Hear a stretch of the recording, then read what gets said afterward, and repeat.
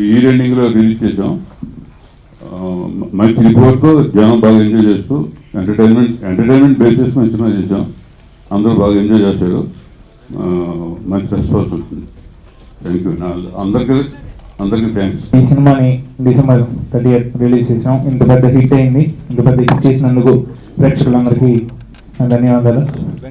ఈ ఇయర్ నాకు చాలా హిట్స్ వచ్చాయి. నాకు లాస్ట్ ఇయర్ నేను కూడా హిట్ తీసుకొని వచ్చాను. ఫస్ట్ ఆఫ్ ఆల్ అండ్ ఈ అవకాశం నాకు ఇచ్చిన నాగేష్ రెడ్డి గారికి అండ్ ప్రసాద్ గారికి అండ్ నరేష్ గారిది ఇది నాకు నాలుగో మూవీ అండ్ నాగేష్ రెడ్డి గారితో రెండో మూవీ ఫస్ట్ ఏదో రకం పెద్ద హిట్ అండ్ ఇది పెద్ద హిట్. ఈ సినిమాలని హిట్ చేసినందుకు మీరందరూ ఇంకా ఈ సినిమాని చూసి పెద్ద హిట్ చేస్తారని కోరుకుంటున్నాను. మిక్స్ అయ్యారు. ఈ సినిమా ఇయర్ ఎండ్లో రిలీజ్ అయింది and I think it ended the year with the bang. నాకు చాలా సంతోషంగా ఉంది. It's very entertaining movie and ప్రతి ఒక్క ప్రేక్షకుడు చాలా ఎంజాయ్ చేశారు I'm sure and I thank them all for that. ఈ అవకాశం ఇచ్చిన ప్రొడ్యూసర్ గారు, డైరెక్టర్ గారు, థ్యాంక్ యూ సో మచ్. నాకు ఈ సినిమాలో ఆల్మోస్ట్ ఫుల్ లెంత్ రోల్ ఉంది and I wish director Nageswara Reddy గారికి చాలా థ్యాంక్స్ చెప్పాలి. ఇంట్లో దయ్యం నాకేం భయం సినిమా నేను మొదటి నుంచి చెప్తూ వచ్చింది. ఈ సినిమా చూసిన ప్రేక్షకుడు హాయిగా నవ్వుకొని బయటికి వెళ్తారు. ఇదే చేసాం. నేను నరేష్ కలిసి సీమశాస్త్రి సీమటపాకై చేసాం. ఆ రెండు సినిమాలు బ్లాక్ బస్టర్స్. ఎంత పెద్ద హిట్లు అంటే నరేష్ కెరీర్లో చాలా పెద్ద హిట్లని చాలా సందర్భాల్లో మీడియా డిస్ట్రిబ్యూటర్స్ చెప్పిన సినిమాలే. ఇప్పుడు ఈ సినిమా చేసేటప్పుడు అంతకన్నా నవ్వించే సినిమా తీయాలి. థియేటర్కి వచ్చిన ప్రతి ఒక్కళ్ళు నవ్వుకొని బయటికి వెళ్ళాలి. ఇంట్లో దయ్యం నాకేం భయం అంటే దయ్యం పెట్టుకొని భయపెట్టాలని నేను ఎప్పుడు అనలేదు. భయపెడతాను నేను ఎప్పుడు చెప్పలేదు. మా యూనిట్ కూడా చెప్పలేదు. భయపెట్టడం మా ఉద్దేశం కూడా కాదు. నవ్వించడమే మా ఉద్దేశం. నవ్వించాం. ఫస్ట్ టైం నేను 14 సినిమాలు తీశాను. ఈ 14 సినిమాలో ఫస్ట్ టైం నా కెరీర్లో ఒక 10 సార్లు తెలిసిన ఫ్రెండ్స్,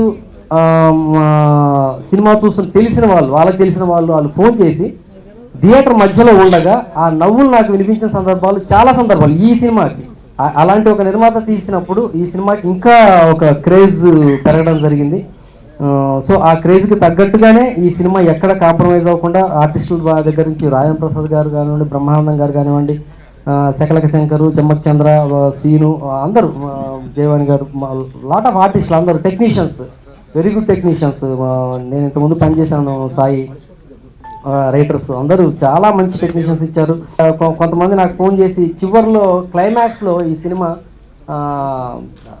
డెవిల్ రియలైజేషన్ ఉంటుంది.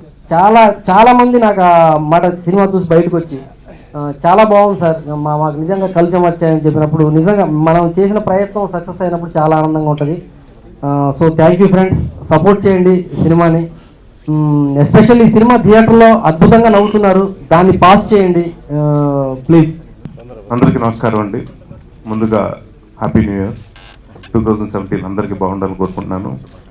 అండ్ కమింగ్ టు ఇంట్లో దయ్యం నాకేం భయం, it's been a great journey అండి. దాదాపు ఈ సినిమా 2014 నవంబర్లో స్టార్ట్ అయింది.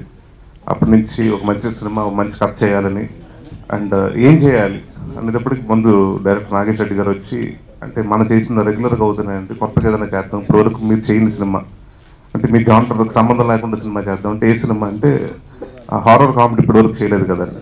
ఎంచుకుంటాం, ప్రసాద్ గారు అందరూ నచ్చటం, కథ అక్కడి నుంచి అనుకుంటాం, కథ చేయటం. It's been fantastic journey.